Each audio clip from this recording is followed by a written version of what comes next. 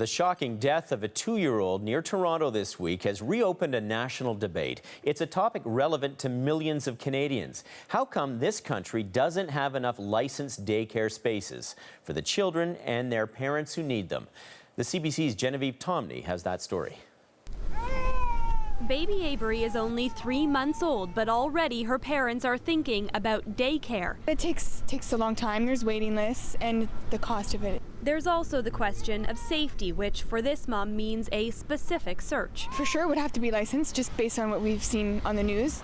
On Monday, a toddler died at an unlicensed daycare north of Toronto. While the cause is still unclear, neighbors are shocked. I'm scared. Like I want to be able to send my kid to a place and just not worry about something like that. And today, another unsettling question with news that 2 complaints about the daycare last year were never investigated by the government ministry responsible. The education minister confirms the complaints were about too many children, and the daycare has now been shut down for exactly that reason.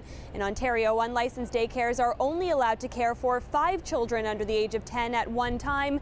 This one had as many as 27.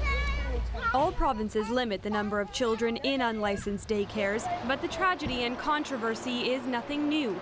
In 2011, a toddler died while left alone in a car seat at an unlicensed daycare in Coquitlam, BC. The caregiver had been warned about having too many children in her home. Experts say enforcement is an increasing concern. There's no justification for allowing unlicensed childcare to continue.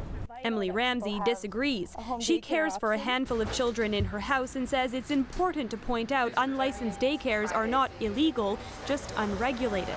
People can provide daycare in their homes as a family would. Still, advocates in Ontario say this most recent case is shining a spotlight on another major concern about the unlicensed system.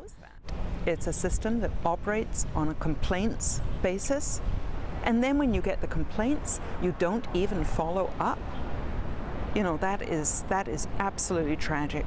The Ontario government has launched an investigation into why these latest complaints were overlooked, promising to make its findings public. Genevieve Tomney, CBC News, Toronto.